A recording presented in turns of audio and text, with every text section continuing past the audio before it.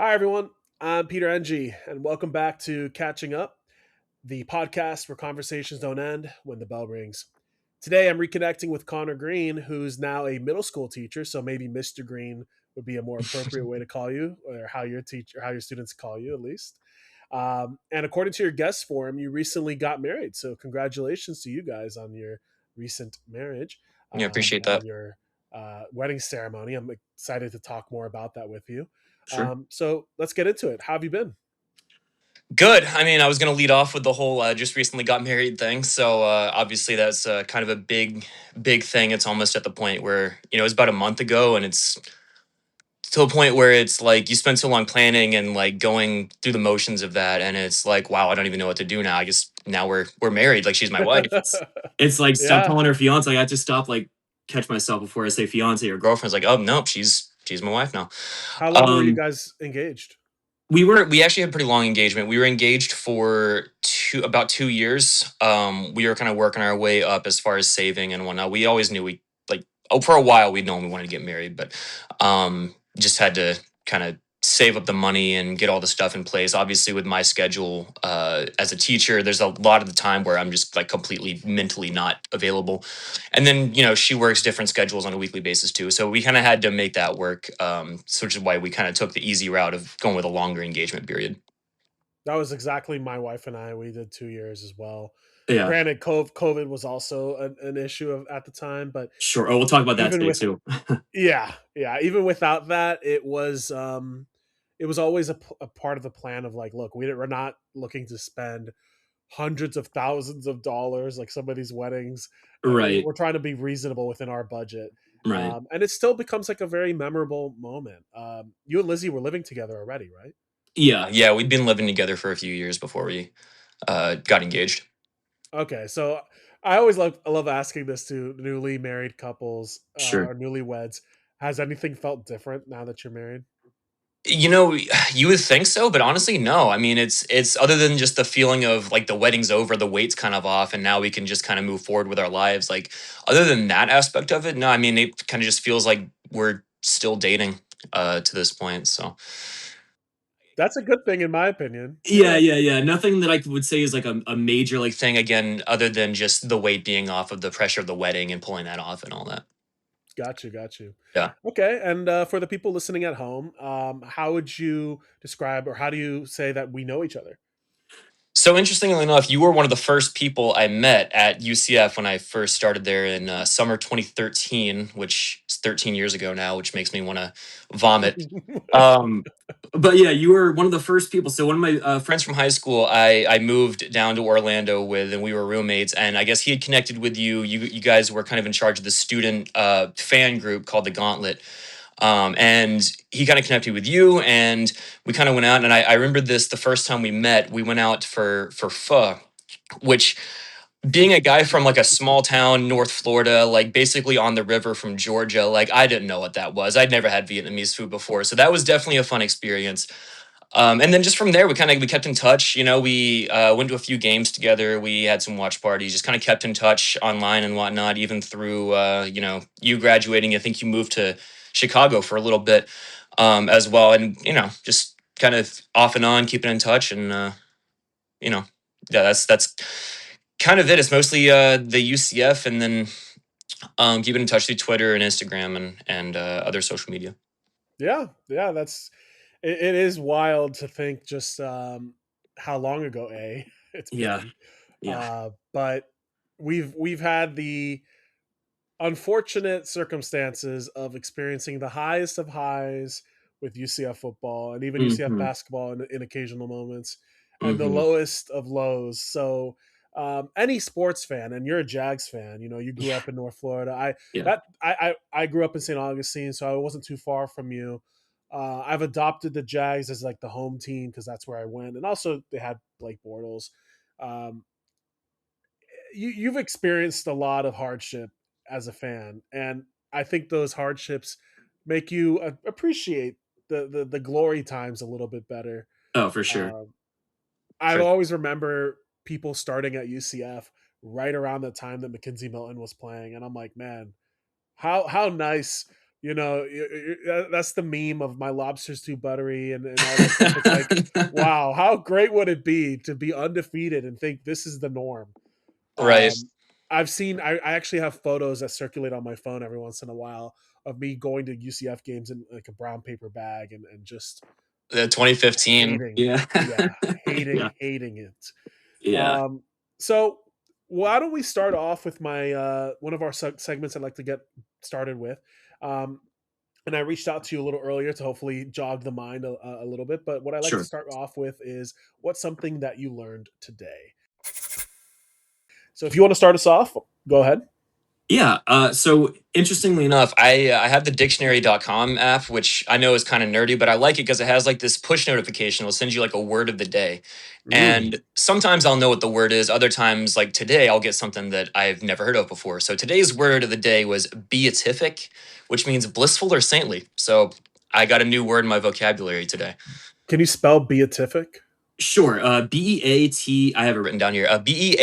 BEATIFIC. So kind of like Beatific. beats and then ific. That's okay. I mean, I will every once in a while I'll be reading or watching something and the word is said where I'm like, what is that? And I guess I'm thankful that I have that still instilled in me. And maybe Sure. because we're teachers, that's something that like we are naturally drawn towards as far as learning. But I'll Right. be like, oh yeah, what word is that? You know, but I'm sure you've had this experience being a middle school teacher. There are countless times where things are said that you think are common sense words or are general common vernacular Right. that are not, unfortunately, and you'll have to kind of have that moment of, oh, I need to explain this too. Um, Yeah. my thing I learned today, you'll like this, and I'm sure you probably already know this since you're a film buff. We follow each other on Letterboxd. Sure. Um, so I don't know if I'm pronouncing his name right. And the Dune 3 trailer just came out today, and I'm sure you've already got a chance to watch Oh heck that. yeah. Heck yeah. Is it Denis Villeneuve? Villeneuve. Yeah. Villeneuve. Okay, I Yep. knew he's Canadian. I think he's from Montreal, part of Canada. So Yeah, he's from somewhere in French Canada. Yeah. okay. So Denis Villeneuve. Yeah. Um, one of the first movies I ever watched of his was Arrival, and I absolutely Hmm. adored the movie. And this was before I knew who the director was or anything like that. But what I learned today when I was looking up some of his past films after watching the Dune 3 trailer is that many esteemed linguists and people who are professionals in this sector, based on like what the movie's all about, really applaud the film for being like, hey, if we did have a first contact, or at least like a public first contact moment, this is as real as it's going to get. And I thought that was cool. You know, it's rare, I think, to see in film when someone, be it an actor or a director, really puts so much passion into authenticity Yeah. and trying to make it look as real as possible. And I think as an audience, when you treat your audience with that level of respect, they appreciate that. Um, Oh, for sure. Arrival's a movie I keep telling myself I need to go back and rewatch. 'Cause I loved it the first time I saw it, and it's just been on my to do list to rewatch it for a long time. But yeah, I that was an interesting take on like a not exactly an alien invasion, but I guess an alien landing where it's yeah, like yeah. they're not hostile, but it's also there's that challenge of overcoming that barrier, which is a really interesting take on it. Yeah, it's a great movie. I love Arrival. 100%. Oscars were recently, Yeah, just happened recently. yeah. There was a lot of controversy with the best picture. What was your best picture? I mean, my personal favorite was a movie called Friendship that came out in like May last year. It's a comedy with Tim Robinson I from I watched Think it You Should Be Here. myself. Yeah, Very hilarious. wild movie. Yeah, that's exactly my brand of humor. Like I was laughing through the entire thing.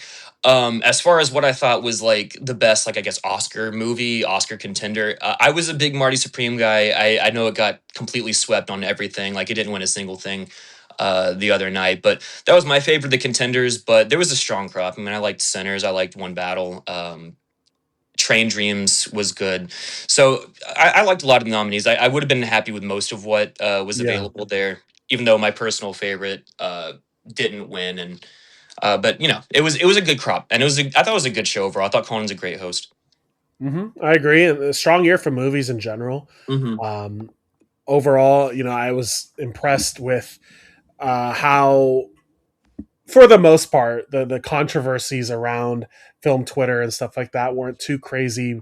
regarding one movie winning over another. And it is kind of fitting after watching Marty Supreme that a movie that was applauded to be so great wins nothing, considering that's kind of the whole point of the film. Yeah, Uh, you saw. I think you saw my post the other day, where it's like just Chalamet should just jumped up on the stage and demanded a rematch when Michael B. Jordan won, just to really bring it all full circle. that would have been the perfect moment there for sure. Yeah, probably wouldn't have helped his Uh, reputation after some things he said, but it would have been that's funny. I would have true. liked it. I would have liked it. That's true. Yeah. He'll be back with Dune 3. That'll Oh be yeah, for his sure. Yeah. culminating moment. Yeah, he's still Um, young. He'll have his time. for sure, for sure.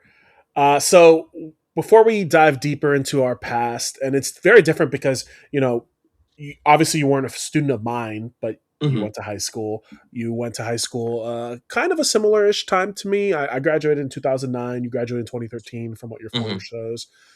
So I think our generation of school was worlds different than what the current generation have experienced, especially post COVID. Oh yeah. But why don't we talk a little bit about your current life and how it is being a middle school teacher? I mean, every day is an adventure for sure. I've been lucky enough to be at the same school for the last 4 years, so I'm pretty like decently entrenched there. I've taught all three grade levels, so I have a lot of students who have had me for this year, for example. I've had students who have had me for 3 years straight. Wow. So yeah, so I've been teaching U.S. history and then speech and debate, 1 and 2. So like, there's kids who will follow me through. Like, they'll take speech and debate one as a sixth grader, then two as a seventh grader, and then speaking of 6 and 7, by the way, middle school. Oosh. Um, That but is a very rare experience that you've had, though. I in high yeah, school that's almost impossible, but right. the ability to have students year after year that don't just pop in your room regularly to pest you, um, Hmm. that's interesting. Did you notice any like growth with those kids?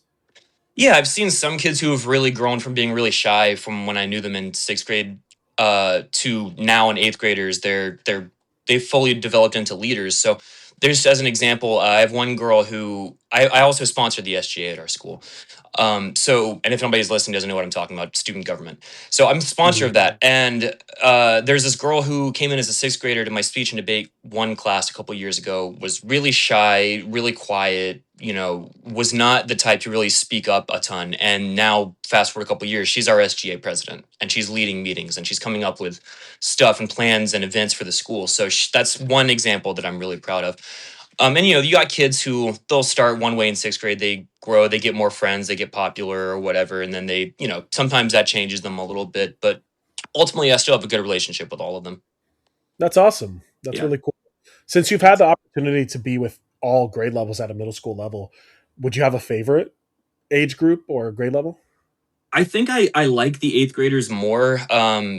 Not to say that I don't like all three grade levels. They all have their ups and downs and positives and negatives. But I think with the eighth graders, I do find them a little bit easier to communicate with and talk to, if not as equals, at least more on a mature level, where I can. Whereas with you kind of have to handle sixth graders with kid gloves because they're just out of elementary school. You can't Right. be too you can't be too intellectual with them, but also you can't be too harsh with them, but also you have to treat them like they are, students. And then seventh grade is a complete wild card. You never know what you're going to get with that group. That's always an interesting age. 12 years old, 13 years old, always an interesting age. So I would say of the three, eighth grade is the one that I've connected the best with.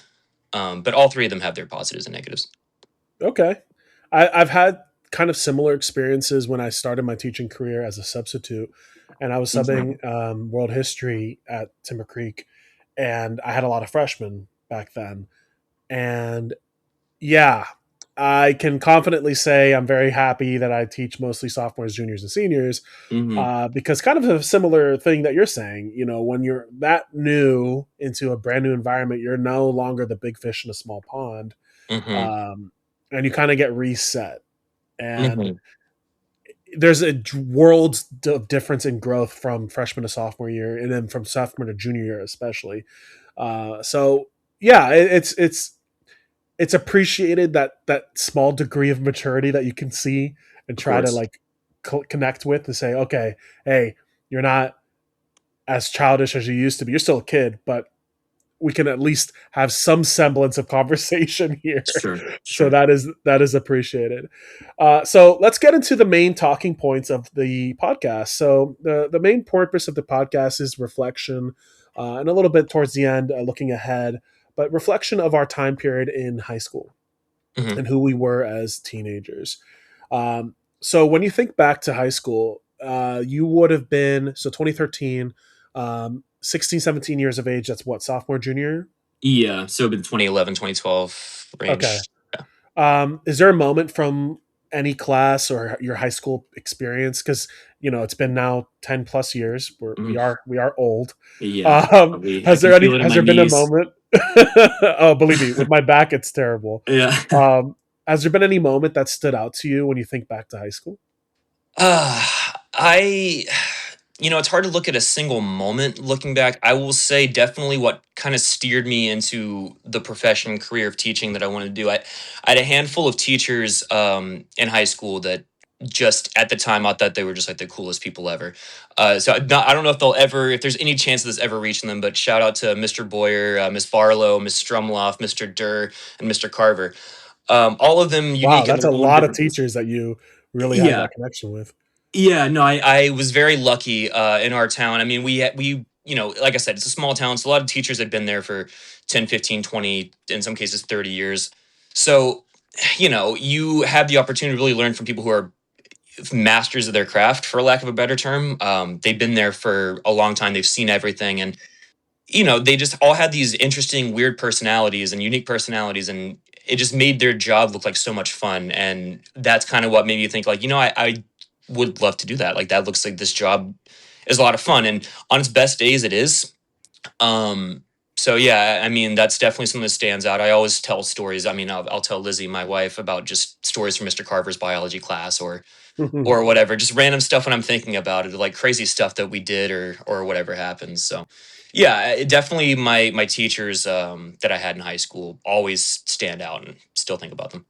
That's great to hear, and I think that really speaks to the idea that any person who's ever been successful, Hmm. ethically successful, let's put it that way, Hmm. um, has teachers they can think fondly of that influence them into the path that they're taking today.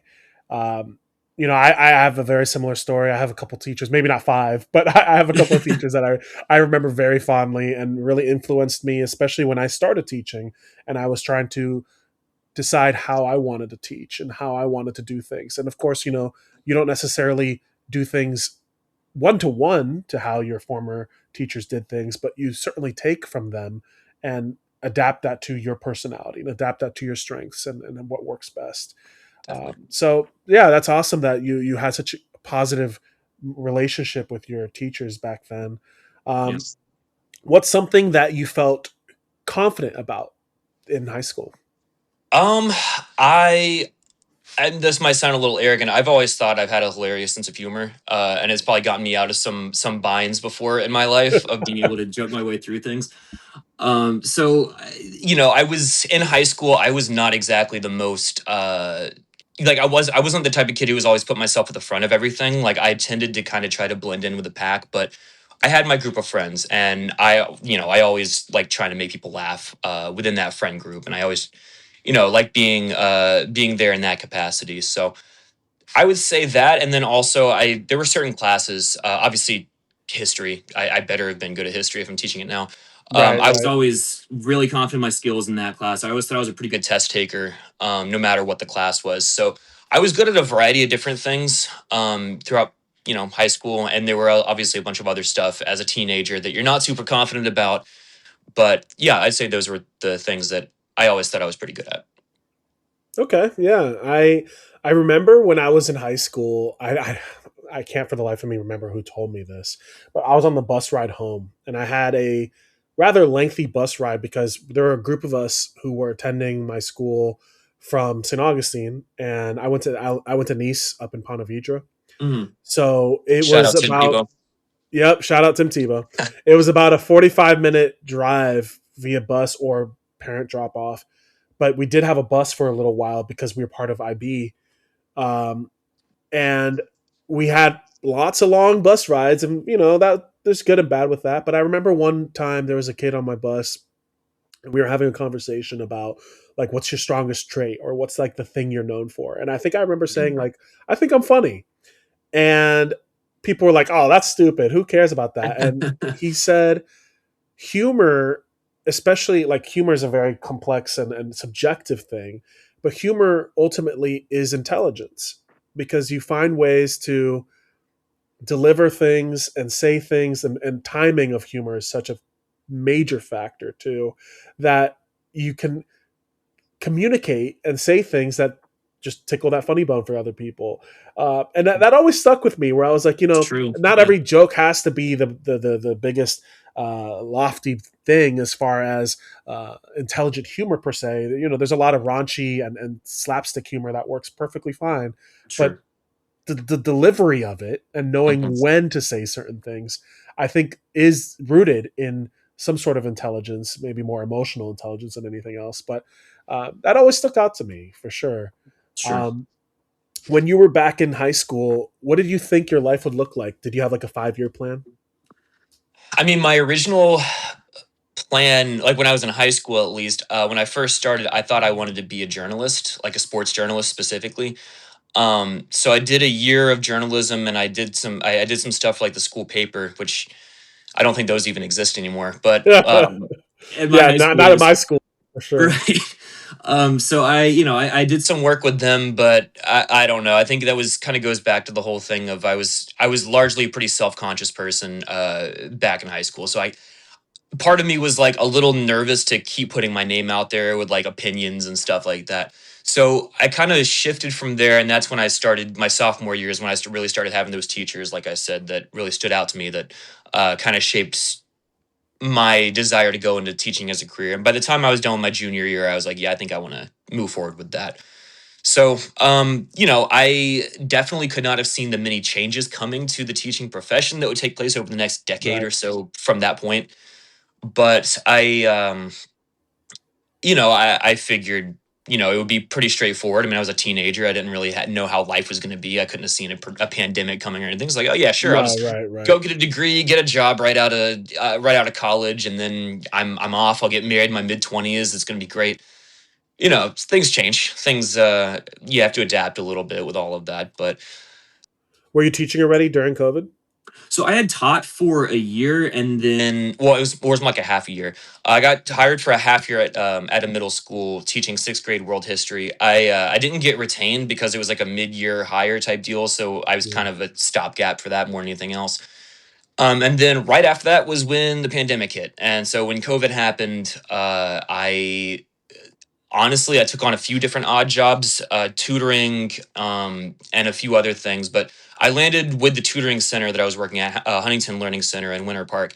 And right around the end of 2020, they had an opening and they wanted to promote me. And they said, "Hey, I mean, you're really good with the students. The parents seem to like you. So how'd you like to be an assistant director and take over that role?" They like to promote from within. So long story short, that's what I was doing through most of the pandemic and through most of COVID. Was I was actually working a management job at a tutoring center.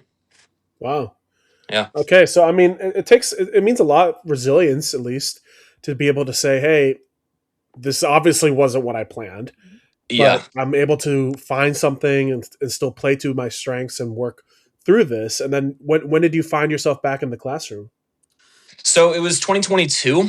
I had some friends who had worked at my current school who had mentioned like it was like late summer, and by that point I had been desperately looking for something new at a certain point. Like I was getting so down bad. I even made a LinkedIn account, and I feel that. and like a bunch of stuff that I'd interviewed for just wound up being like either not calling me back, or they just wound up being like MLM schemes and all that kind of stuff. So it was not a fun time to search for a job. But anyway, 2022, I had these friends who worked at my current school, and they had said that hey, there's a U.S. history position, eighth grade opening, and I said, you know what, sure, I'll give it a shot because I had applied to a bunch of other schools and not really got anything back. So I tried this one, and lo and behold, it worked out, and I've been at that school for the last 4 years. Wow, that's Yeah. awesome. I will say one of my favorite things you post is you take a lot of pride in Spirit Week at your school, Oh yeah, yeah, yeah. and when you and your coworkers dress up and everything, that's so awesome to see. I feel like a lot of times teachers like there's a sense of soul sucking, and I mean there's a lot of Hmm. problems with that, but there's a Hmm. sense of soul sucking where it's like, hey, this is something fun.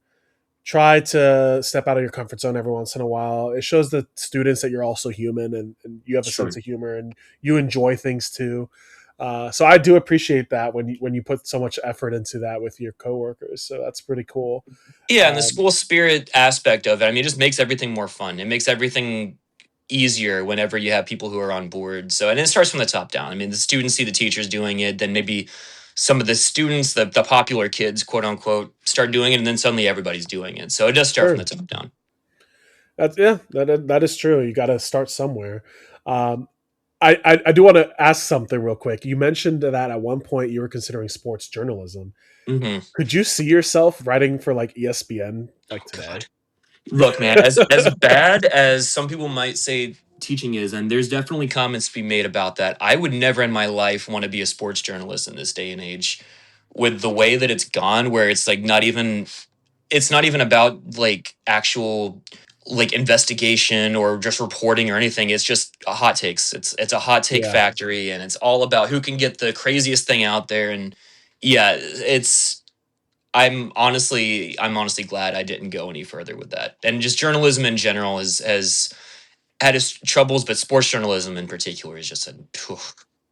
I used to, and it's because I used to love watching ESPN and Sports Center and yeah, everything, but yeah. now it's like almost unwatchable. It's like 24 hours straight of like Stephen A. Smith or Stephen A. Smith wannabes. I feel that, and it's I'm a firm believer that oftentimes things happen for a reason. You Hmm. had that moment pretty early in high school that helped to guide you where you wanted to go next. I was not anywhere near that when I was in college. I When I graduated college, I was still playing with the idea of going to med school and becoming a doctor, Hmm. and it didn't happen until 2 years from then, or about a year and a half from then, that I started substitute teaching, and it was purely because my sister in law said, "Hey, here's a job that you could do in the meantime."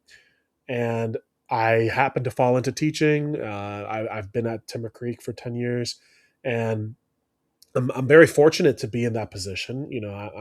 I'm happy that I have a job. A Sure. job that I feel like I'm good at. B, but it's something that is so interesting, I guess, because I do think there's a lot of people who, naturally speaking, have that skill or could be great teachers, but the larger issues that come with education or come with the teaching profession push them away from it. Yeah. And it's sad. It's sad to see that. I think it's really rare. I have a friend. She's she started when I started, so she's 10 years with me this year, and we joke whenever we have new faculty or we have faculty meetings that we're now the veterans and we're the old heads at our school, Yeah. because gone are the days of, you still have occasionally teachers who have been doing this for 20 plus years, but it's very much a revolving door. And I don't know if you see that at your school as well, regarding new faces and new adults in the room. Well, I mean, there's been some issues with the budget in Orange County last year that kind of prevented us from bringing too many people in. If anything, it was the other way around. Like people had to be let go, which Hmm. sucked. I think we lost 9 coworkers Wow. last year, which was rough. But I have seen people who have left just voluntarily, and people who I went to college with who were like, who I was like, oh yeah, they're going to be doing this until they're 70. Like these people are naturals, and they've just gone and done different things just because they can't handle what it's become, and it is sad to see. Um, but I think ultimately for me, it's still it's for now for now it's still For like now, the yeah. best job. I mean, it's the highest highs of teaching are so amazing when you have a group of kids that are willing to get on board and who you can actually like just talk to and get through a lesson and really make them enjoy whatever it is you're teaching, whether I'm teaching them how to speak or whether I'm teaching them about Civil War or whatever it is, to get them into it and interested. Yeah. Just that feeling is unlike anything else. I think the middle school teachers are often viewed as like it's the hardest group to teach, because I think Hmm. in elementary, they're still so young that for the most part they respect adult authority without Yeah. any questions. Yes, they're children, and you have to deal with like vomit and diarrhea and stuff like that, but it's still a level of, and you see them all day, so usually there's a level of responsibility and like acceptance of adult authority. High Yeah. school can be its own monster, but the perks that come with high school is that yes, these are 16, 17, 18-year-old kids, Hmm. especially in their later stages, that for the most part can connect a little easier. But I think a and maybe you've noticed this yourself, but something that I think is such a standout for middle school is you do have that opportunity to be a mentor Hmm. and really show them what it looks like to be someone who cares and tries to live their life responsibly, and be a good person. You know, that's such something that can be so Yeah. hard and difficult to see some nowadays. And having that opportunity, I think, can really mold them at such a tumultuous time when they're, Yeah. going through preteen and pubescence and prepubescence, and it's a great thing to have somebody like that, because if you don't have that, suddenly you're in high school and it's very easy to say, "Oh, screw all this. I don't care." For sure. And it honestly goes beyond just like the teaching aspect too. It's you never know which kids have never had like a positive like male role model in their lives. So you try to be that too. You try to set a good example, especially for the boys, but also I mean for the girls too. I mean they need to see it that they're like safe adult men that they Yeah, can yeah, trust. And at that age, middle school age, I think it is important to kind of set that example for them as they go into high school and beyond, as they continue to grow up, to see that kind of person. That's I try to be that at least. yeah. And I think your students would probably agree that that's the role you're fitting. So let's go ahead and pivot into another segment that I have, and kind of take us into a slightly different direction. We're still focusing on our past here, Hmm. but this is one of my favorite questions I like to ask. What would you tell your past self? Sure. All right, so I had three things that I thought through for this one. I tried to pick one, but I couldn't just pick one that was the best. So Okay. first, biggest thing he would need to hear is he needs to stay true to himself. Don't let other people influence the way he thinks or acts. I told you, like, I tried to be the person who was kind of like the funny guy, but on the same side of that, I tried maybe a little bit too hard to blend in with too many different people, Mm. rather than just trying to be like my own person or like focus on like my, myself. Um, so that was one thing, not really wanting to stand out too much on my own, and I think that might have held me back at a certain points from doing stuff because I didn't want to appear like I was a try hard or I was a nerd or anything like that. Yeah, yeah, I didn't want to alienate anybody. I wanted to be cool with everybody, and I think going back, I'll just say, look, man, you're probably not going to see 95% of these people again after 4 years, so just be you. um Another thing, I think I would tell him to like seek out advice more from older people. And this is something, as I've turned 30 and now I've gone from like the cool young teacher to now I'm Unk. I guess at my school, just the switch from 29 to 30 was insane. By the way, I tell kids I'm 29. Oh yeah, okay, cool. You're still young. I tell them I'm 30. Oh, you're old. Oh Anyway, man. Real quick, I had to yeah, go go to ahead, go ahead. school one day with a cane because I had pulled my back and I was in agony. But I was like, "Oh, we're doing ACT today or SAT today. I got to make sure I'm there." Yeah. The number of jokes I got and the number of comments of like, "Oh, we'll find a nice retirement home for you." I was like, "Oh my god." So I know where you're coming from. So you Sure. can continue. Continue. No, no, you're good. Yeah, so I would definitely, like I was saying, I would seek out advice from older people, because I can see it now that like when sometimes with some kids when I try to actually like, dispense a little bit of wisdom, a little bit of advice, they'll they'll like not even care because they're like, oh, like what do you know? And I was that kid at one point where I would hear an older person try and talk to me and I'm like, yeah, okay, cool, but I didn't ask. I think ultimately taking the time to actually listen to people who had that life experience, there's a lot of wisdom that can be dispensed from there. Some of it I've definitely could have used if I had been willing, a little bit less hard headed when I was younger and willing to listen a little bit more. Um, it is just something that we don't really appreciate a lot until we're older. Yeah. And then the last thing, I will bring down the mood a little bit, and I'll share something else personal about myself. In 2022, which is right around the same time that I started my new job, My sister actually passed away after a long battle with lupus. So I would definitely tell that 16-year-old version of myself to work a little bit harder at like building a relationship with her, Hmm. with the time that she still had left. Um, I think that would have been something that, again, when I was a teenager, I just kind of want to do my, I kind of wanted to. It wasn't really on my mind, I guess, to like kind of Sure. focus more on that kind of a relationship with my sisters. So those would be the three things. Be yourself, be true to yourself. Don't try to let other people influence you. Listen to advice, seek out advice from older people, and then work on building a stronger relationship with her sister. Was that something your sister was already battling when you were in high school? Yeah, she was diagnosed officially in 2010, so that was like right at the end of my freshman year, I believe, maybe the beginning of my sophomore year. I Sure. don't remember exactly, but yeah, she had battled it for 12 years before ultimately she passed. Yeah, and that's something that I can't imagine the experience of something like that, and I think it's certainly loss is one of those things that we unfortunately don't truly understand or value until it happens, right? Yeah, And then when things like these occur, which are unfortunately going to happen throughout our life, yeah, it really makes us think, man, what was the time like with this person? And yeah. ultimately, we try to remember the positives and all the fond memories that you can. Um, I'm interested of the three things that you shared. Which of those three do you think your younger self would have taken to heart the most? Well, again, assuming that I can actually truly convince him that I'm him from the future, I think he would Right. be willing to listen to the thing about our sister. Ultimately, I think that might strike a chord. Okay. That would Yeah, make probably the most sense. Everything else would probably be yeah, like, all right, dude. Yeah, unless you're here to tell me what to invest in or something, I'm not bothering. yeah. Give me some sports results from 2018 so I can put some money down. Exactly, Yeah, exactly. yeah. Okay.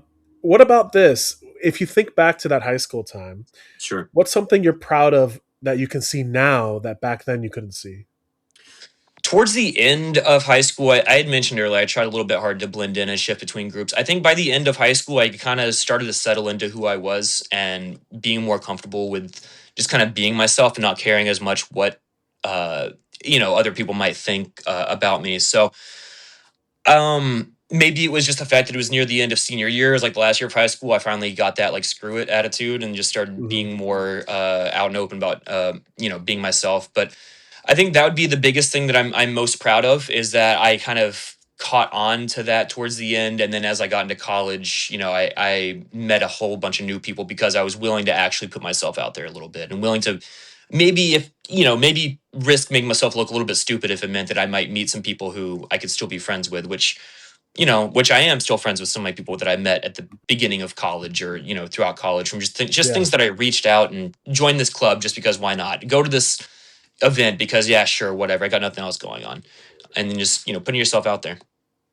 that's been most of my late 20s, if not 30s, Yeah, of just finally having that opportunity to say, who cares? I'm just going to try it, and sometimes these things stick with you, and you're like, oh, this is actually something I really like, yeah, and yeah, life's too short to not say yes to more things.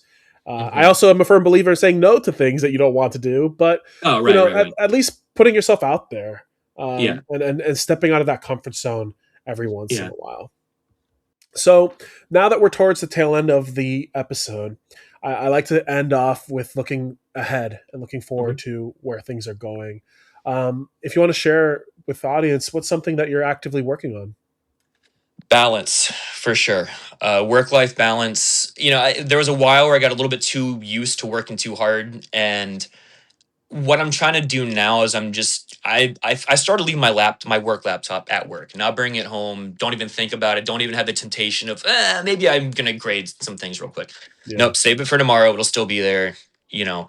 So that and then just setting aside some time during the afternoon when I get home to first off just take a minute decompress and then setting aside time for exercise and then doing some combination of something that's just fun for me, whether it's reading, video games, doing puzzles, watching a movie, whatever the case may be, just doing something to that I can just focus my attention on there and not have to think about work or anything. Just do something that's fun. And obviously spending time with my wife and doing some of these things with her obviously helps with that too. Having her Yeah. around definitely stops me from even having the thought of doing a little bit more work because she's here and we'll do something together, we'll do something else. So yeah, that's something I'm working on is figuring out that balance between what I want to do at home versus what needs to be done at work and not bringing too much of that home.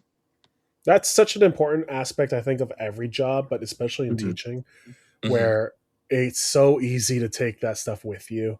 And it could be the emotional side of things, it could be the physical stress of everything. And Hmm. like you said, that decompress moment, that goes a long way, just to say, hey, I just need a little bit of time to not talk for the next 50 minutes, just be within my own thoughts for a little while, and then I'll be a functioning member of society again. Yeah. Um, and that's honestly for me, like a large part of that comes from my drives home.